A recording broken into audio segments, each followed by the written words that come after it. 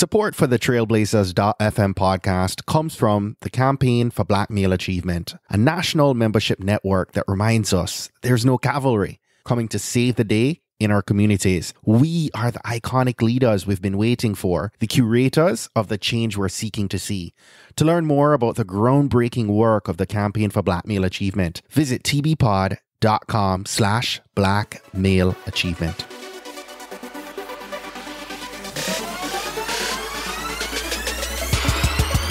You're listening to the Trailblazers podcast, where we will explore the stories of successful Black professionals. Join us as we highlight the knowledge, resources, and tools of these accomplished trailblazers to help provide the know-how, confidence, and motivation you need to blaze your trail.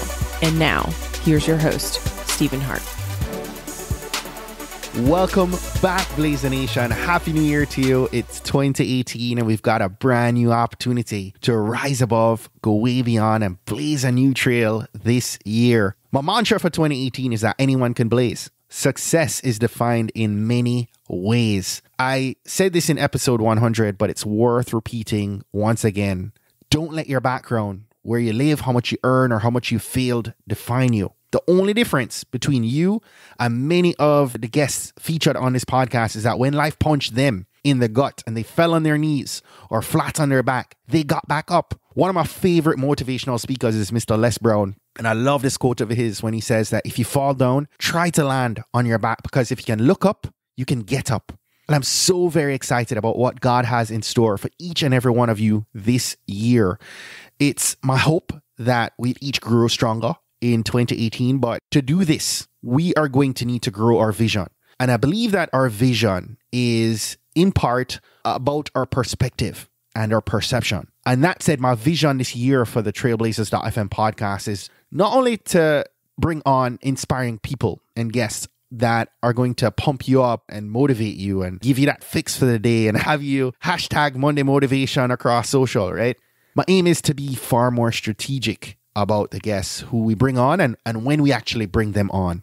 And so I'm going to be a little bit more deliberate about bringing on folks who not only have an amazing story to share, but who are ready to help us fine-tune parts of our strategy and our plan and being able to execute the great year that we're all pumped and ready to live out. And it won't always happen where every interview is part of a theme or a campaign, but sometimes it will, and I definitely felt energized and excited as we began this year to start off with a theme and a topic that I know we can all use more knowledge on. And that has to do with our finances and how we handle our money. So for the next few weeks, we're going to be talking with several amazing trailblazers who will hopefully challenge and expand our thought process and help us to get a little bit uncomfortable so that we're able to engage in the change that we need to better ourselves and improve our financial fitness.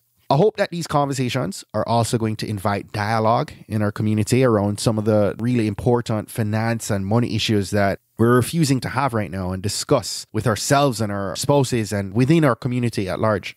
And I couldn't be more excited to kick off our 2018 Trailblazer class in such a big way. Our guest today is Mr. John Rogers Jr. John is the CEO of Ariel Investments, which is the largest minority-led mutual fund in the country. And today they manage more than $12 billion in assets under management. John's passion for investing began at age 12 when his father began buying him stocks as Christmas and birthday gifts. And his interest in equities grew at Princeton University, where he majored in economics, and over the 2+ years that he also worked as a stockbroker for William Blair and Company. In 1983, he founded Ariel Investments and focused on employing a patient value strategy in small and medium-sized companies. John strongly believes in giving back to Chicago, and he sits on the corporate board of companies like Exelon and McDonald's and serves as trustee to the University of Chicago. In 2008, he was awarded Princeton University's highest honor, the Woodrow Wilson Award, which is presented each year to the alumnus whose career embodies a commitment to national service.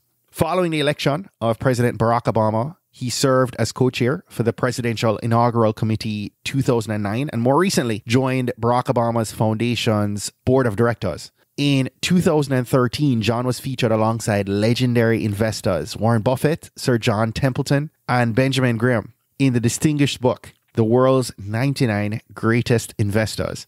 Now, in this conversation, I spoke with John about his background and the impact of his own trailblazing parents, the role sports played in his success. And we also talked about the habits and traits that he thinks we all need to employ right now to become great leaders in our own right.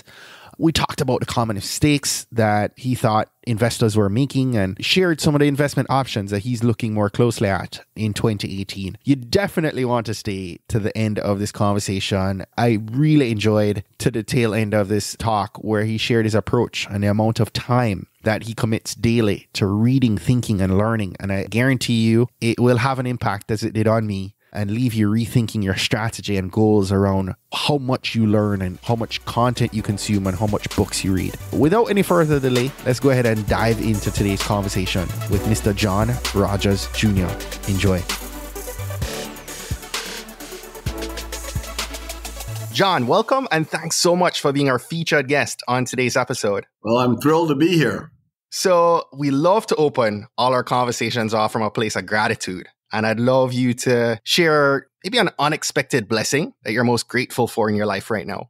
I think most recently, my daughter was featured in a book about millennials and their giving and philanthropy. It was really nice. There's several paragraphs on her and several mentions on her in the book. And she talks about the values around giving that she learned from me and her experiences growing up and volunteering at Arnie Duncan's mom's after-school tutoring program.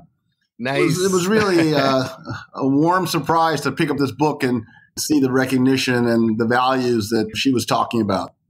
So for those of us in the community that are maybe unfamiliar with John's story, I believe you grew up on Chicago's South Side. You're the only son of two amazing trailblazers. I read that your mother was the first African-American woman to graduate from University of Chicago's law school. And your father was a Tuskegee Airman who flew combat missions in World War II. Is that right? That's right. Wow. So I know they began planting seeds in you to become an investor at an early age, gifting you stocks and the like. And I'd love you to maybe expand and share how your parents impacted and influenced your goals growing up. Well, obviously, parents have such an enormous influence on you. And, my parents got divorced when I was 3.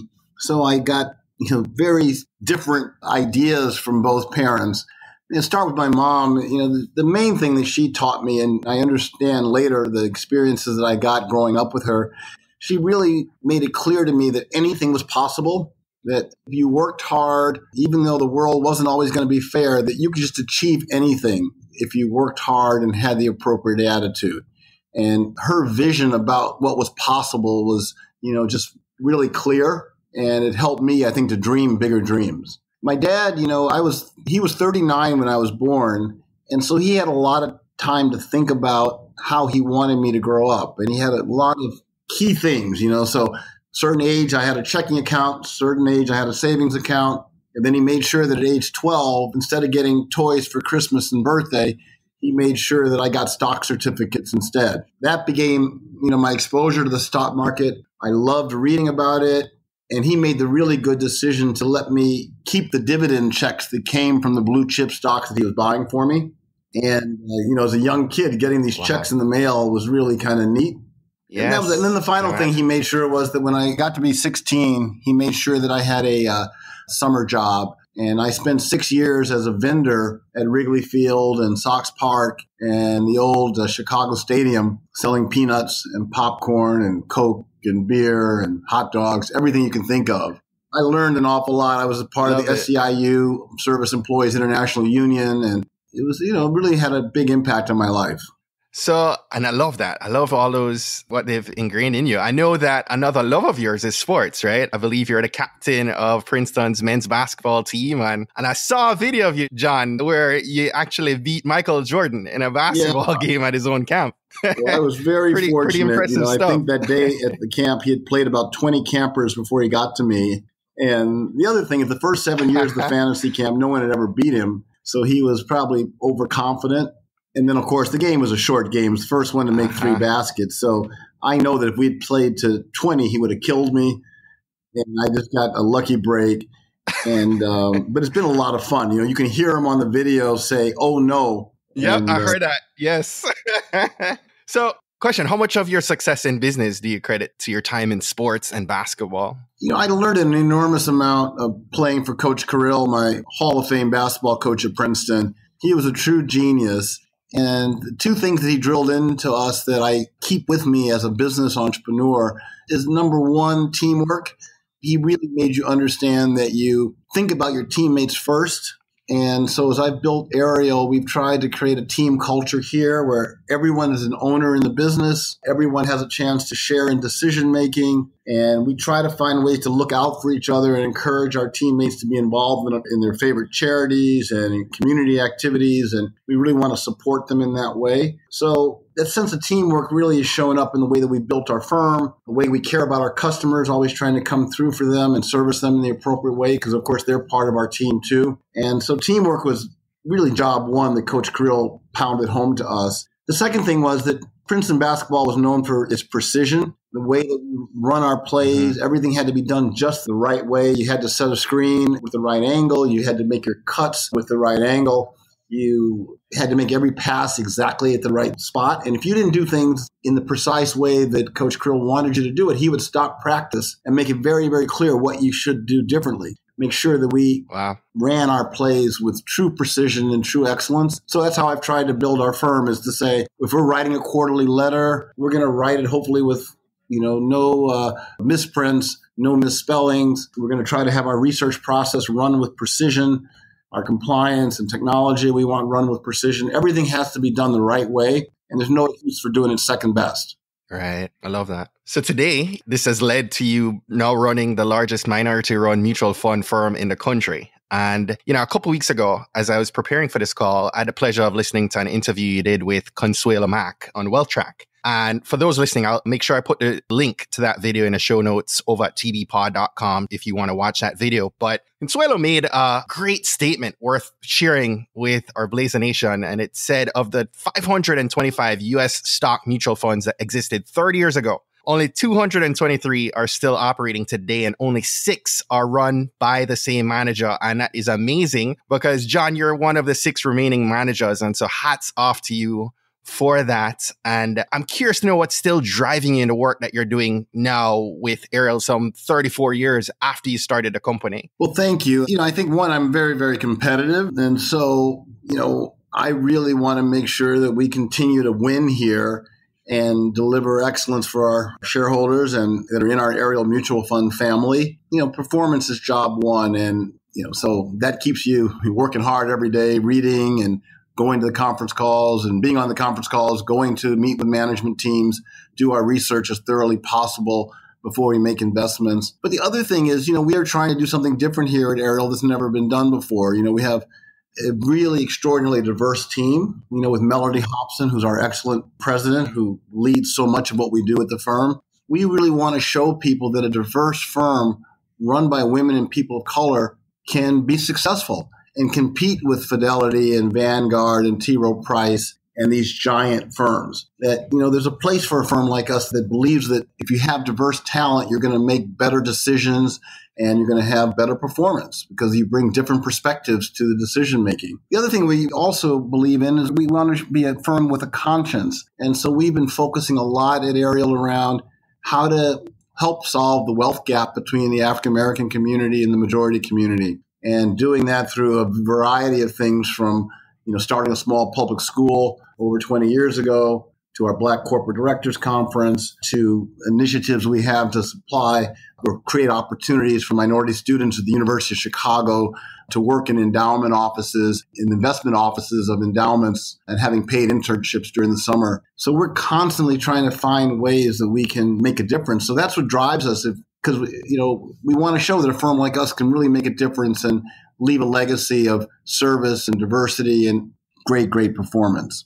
Yes, I love that. We're going to touch on some more of that here in a second. I'm curious, before we dive into I wanted to talk with you a bit about leadership. But before I do, obviously the paychecks must be a lot better than they were back in the 80s. But how do you balance, success and humility? And what's managed to keep you grounded through all of this? All that you've accomplished? Well, thank you. I think it's two things. One, this business itself is a very, very humbling business. It is. Yeah, you can feel really smart or really dumb, and you buy a stock and it goes down dramatically, it's going to humble you. It's going to keep you down to earth as you have to go out and explain to clients how you made that mistake. And it's hard. And your performance is visible every single day. People can look up Ariel Fund and see how we're doing every day. There's no place to hide. And the second thing, my father always brought me up, to always be a low-key, kind of humble person. He was that kind of person, and he made you understand that you should never feel like you were better than anyone else, and you're going to engage everyone and treat everyone the way you'd like to be treated. Yes, that's good. So you touched on the diversity within your team, and I know you've been tasked with leading and continuing to develop this impressive group over at Ariel. Why do you love leading people? Well, it's fun. I think it's fun. You enjoy making a difference. You enjoy seeing the impact that you can have on other people around these core values that we believe in so much. So, I think all of us, when you're in this world, you want to leave a legacy, and the way you can best leave a legacy is by coaching up and coming younger people, and hopefully having a chance to, maybe have them think about their leadership in a different way because they've had a chance to interact with you. You get to see that some of your values are included with people not only at Ariel, but as they leave Ariel and go and work at other places. It's kind of neat. 2 of the top African Americans at Northern Trust Bank, for example, worked at Ariel. Really? Wow. And it's kind of cool. Jason Tyler, one of the young men, Shundron Thomas is the first African American to be on the management committee at Northern Trust. And, he interned here at Ariel. And then Jason Tyler, who is one of the top African-American leaders there, he worked here for a number of years. But he'll tell me and talk to me about, and he'll show me the things that he's talking to his team about that he learned at Ariel. And, it's it's just neat to see. And, Arnie Duncan often talks about that I've had an impact on his life and watching, because I've known him since he was 10, and to see him grow from working here at Ariel to being the school superintendent in Chicago and then to be the cabinet secretary in President Obama's administration. It just is kind of cool that he'll talk about the things that he learned from me and Ariel that have impacted his life in a positive way. So there's lots of those kind of fun stories. And of course, people like Melody, who are working here every day and then going out and giving speeches all over the world, often talking about the values that have been instilled in her here at Ariel. Right. Right. You touched on this a second ago. I've heard it said that abundant thinkers fail forward. And I'd love to maybe pick your brain, right? And hear your thoughts on maybe what's been one of your biggest failures or challenges as a leader of Ariel that maybe helped lead you to some of the firm's bigger breakthroughs, some of your biggest breakthroughs, probably through those challenges. Well, I think, the greatest challenge we had was that in 2008, we didn't perform well. We underperformed our benchmarks, underperformed our competitors. We lost a lot of clients during 08 and early 09, and that was an extraordinarily tough period. And we had to have our first set of layoffs. And so it was a real test, when we had dropped all the way down to managing only about $2 billion, $2.5 billion at the bottom. And now we're back, approaching $13 billion. And part of it is because we learned from that tough period. We learned some things we needed to improve our processes of how we pick stocks, but we kept our core teammates together because I think they were, again, all owners in the business and they believed in what we were trying to do and they stuck with us through that tough time. And then we ended up we've been number one in our category in performance from the March 9th low of the stock market till today. And so what we learned through that near-death experience helped make us stronger, helped make us better. And we made decisions that allowed us to have terrific performance coming out of that tough economic time. Mm-hmm. Interesting how you share that, so many of your core people stuck with you. In a recent Black Enterprise article, you actually discussed the need for stronger minority leadership in majority companies. And I'd love your thoughts on what you've maybe observed to be the most important habits or traits that young minority leaders need to develop if we hope and aspire to become better leaders. Well, I have strong opinions on this, and this is why we started our Black Corporate Directors Conference, was to help engage up-and-coming board members and existing board members to help them understand that they have a responsibility to fight for civil rights and inclusion once they're in the boardroom. And it came about from this hypothesis that I had of being on a number of boards, corporate boards and nonprofit boards, investing in public companies for my living, and finding that there were very few legacies that I saw where Black board members were really changing the behavior inside those companies. So they're there, but they weren't speaking up. They weren't speaking up. And so therefore, they were giving they were really giving permission for that company to continue to do things the way they'd always been doing it because they weren't speaking up. And so you would see that companies and nonprofits, weren't doing business with minority firms outside of construction and catering and things like that. They weren't, getting a more diverse workforce within their organizations at the leadership ranks and the management committees. And they weren't forcing the majority companies that they worked with, the investment banks, the law firms, the accounting firms, the consulting firms, to have minority partners on the relationship with those institutions. And to your question, what really inspired me was, I came of age at a time when Harold Washington was the mayor of Chicago, Maynard Jackson was the mayor of Atlanta, Coleman Young in Detroit, others who are out there insisting that we get included in everything in those respective cities. That if you were an investment bank and you came to do business in those cities, you had to bring minority partners on your team. Minority firms are going to have a real opportunity to do work in those cities. And those mayors, use their bully pulpit and their moral persuasive powers to get the anchor institutions in those communities to live those values. And so that's what we're trying to do today through our Black Directors Conference, is to channel that kind of leadership that Maynard and Harold and others had for the next generation of African-American leaders to live those values. Right. And we definitely need more outspoken leaders in that regard today in the social climate we have right now. I wanted to spend the rest of the time I have with you talking about building generational wealth. I read a recent study that was published in September by the Institute for Policy Studies that stated essentially that by 2024, so just a few short years from now, median Black and Latino households are projected to own 60 to 80% less wealth than they did back in 1983. And I found a statistic interesting. You founded your company back in 83 and you've been able to develop significant gains for your investors through your slow and steady investment approach, right?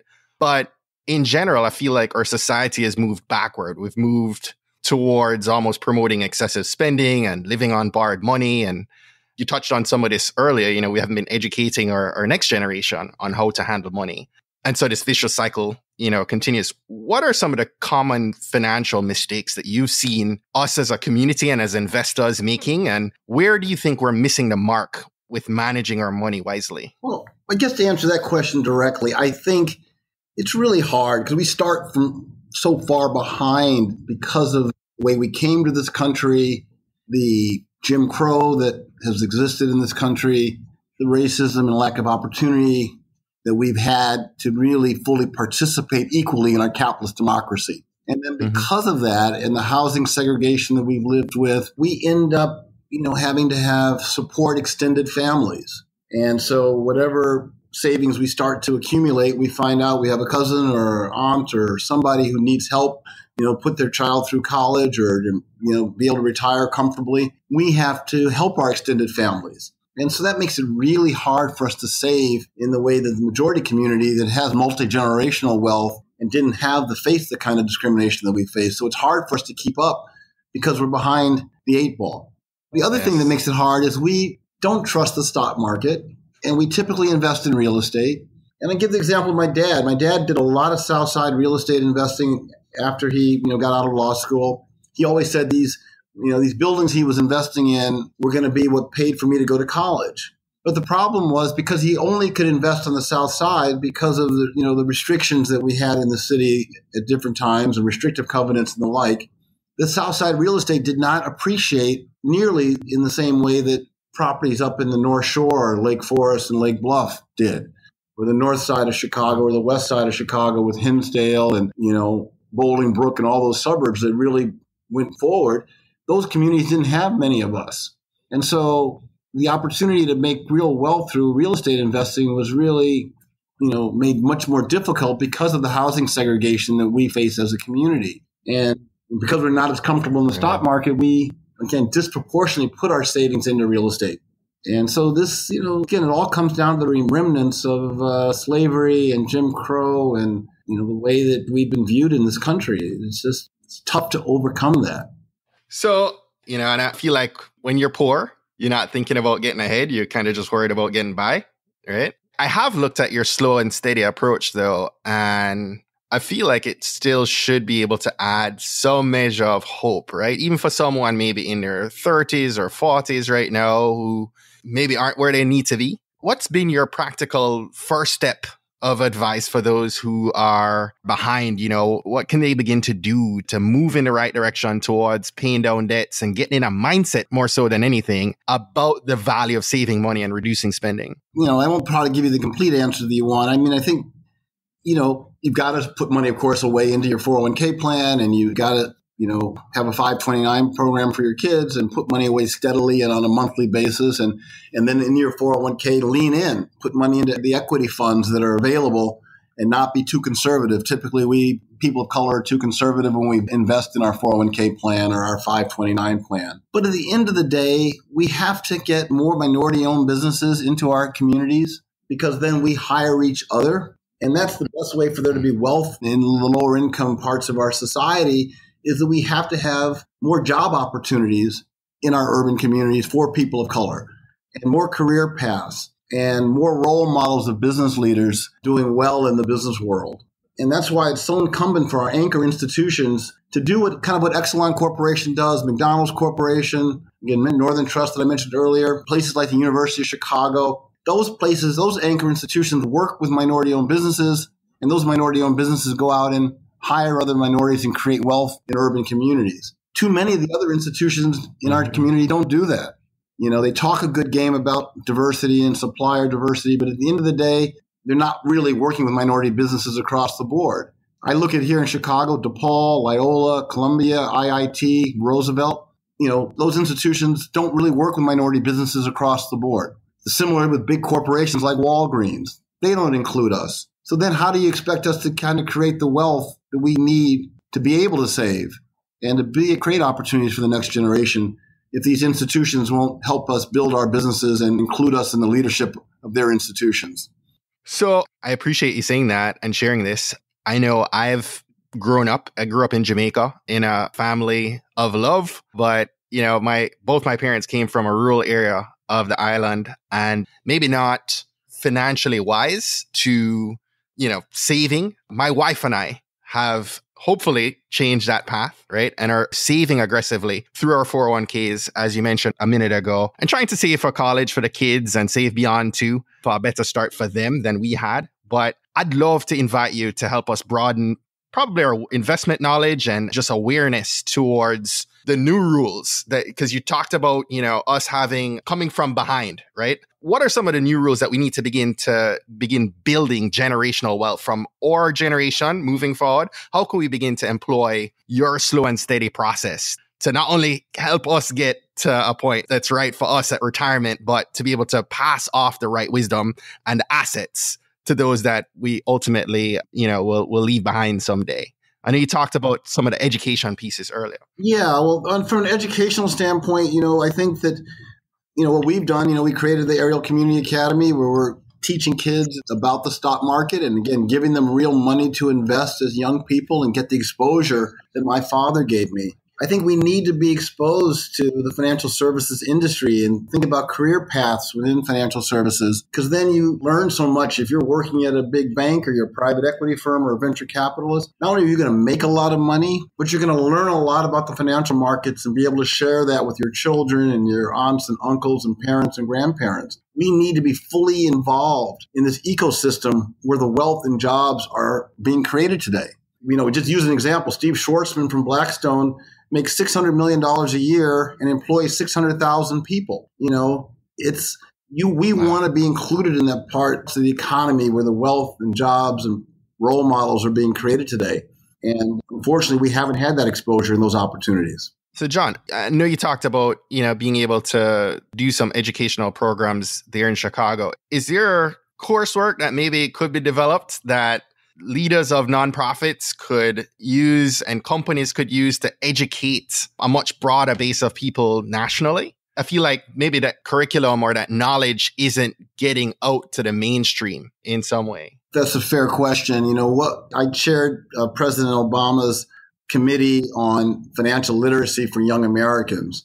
And the conclusion that our committee gave to President Obama was that we need to find a way to get more financial services companies to partner with urban public schools in a meaningful way so that they can help create robust financial curriculum in public schools. And then again, by having their team in those schools on a regular basis, be role models for financial services careers and for those young people to learn the things they need to learn. I think that's an important thing to do. The second thing we're happy to do is to share our financial literacy curriculum with anyone. We think that it's something we're quite proud of, and Melody Hobson's helped to fund that along with some other nonprofits that were helping us fund a really great curriculum. And so we really want to share it with other public schools. So I think we got to do both. You got to get the public schools to have the right curriculums around financial literacy, but you need to get these financial institutions to be in the schools, helping the teachers be prepared to educate kids around the stock market and saving and investing and all the things you need to do to be able to retire comfortably someday in our country. Right. And I appreciate you hanging with me. I know that with Ariel, you're geared to employing your strategies for more maybe institutional and high net worth investors. But yeah, I am impressed and I appreciate you being here. I'd love to maybe have you share maybe some of your investment philosophies more around mindset that's helped you remain standing for some 30 years, and maybe close out with any, stocks that you think we can look ahead to 2018 as smart investors and maybe pay some attention to. Well, there's a lot there. I would say that, number one thing, to be a successful investor, John Templeton, one of the great investors of all time, he always said, if you want to get above average returns, you have to buy the stocks that the average person isn't buying. Warren Buffett, today's greatest investor, always says that, you've got to be a contrarian to be a successful investor. Be greedy when others are fearful. And one thing that Warren Buffett and I share is this idea that being a long-term investor is critical. Our logo is a turtle. We believe in that old Aesop's fable that slow and steady wins the race. One of my favorite quotes. Yeah. So when I talk to young people about being a successful investor, I always say, think about the stock market over a 10 and 20-year period. What companies do you want to own that you feel really sure are going to still be around and be successful 10 to 20 years from now? Not try to trade the market on the short term or worry about the headlines in the newspaper every day or what Kramer is screaming about on CNBC, but truly take a long-term perspective to investing. So if you're contrarian and you think long-term, that's the core values of what Ariel is all about. Our favorite stocks today are, we own KKR, which we think is a terrific private equity firm based in New York that, Henry Kravitz created. And it's a very, very successful private equity firm. We own a company called Lazard, is a big company. It's a big investment bank based in New York. Vernon Jordan actually works there along with Bill Lewis. And it's probably one of the most successful investment banks in the world that has diverse leadership. And we own Zebra Technology that makes barcodes and is utilized to keep track of inventory for everyone from major retailers to Amazon. And then if you're looking at a really contrarian idea today, a company that's not doing well, that maybe will get back on track, Mattel, the toy company, is one of our favorites. And, it's not performed well. It's really cheap, but they've got some great brands from Barbie to American Girl to Fisher Price, Hot Wheels, And last, when we think about kids-related companies that are cheap and out of favor, Viacom is interesting. They own Nickelodeon, they own BET, they own MTV. These are all, kind of great brands in the television world that often attract younger viewers. People are nervous about that world today, but we think if you've got the right content, you will still be able to thrive, whether your content's delivered on the phone or over the traditional television. Love it. I appreciate you sharing that. Lots of nuggets of wisdom here. I had some good tips. You mentioned Warren Buffett just a second ago, and I'm curious to know how much time you spend each day or each week reading, learning, and thinking. Yeah, I gather I read on average 4 hours a day. 4 hours a day? Yeah. Wow. That's what I've done for this 37 years since I got home from college, is that I'm just reading and reading all day long, morning, noon, and night, and, reading about the stock market typically through business publications and magazines and newspapers, reading research reports from Wall Street, reading books on great investors and different investment strategies and philosophies. And also, of course, I love reading biographies on leaders. Like I'm reading the new Muhammad Ali bio and finding it extraordinarily fascinating. So I'm always reading. Well, you teed me up for our question here about what books or resources you're reading right now. You mentioned Muhammad Ali. Are there any other books that you think our Blazer Nation would enjoy maybe checking out?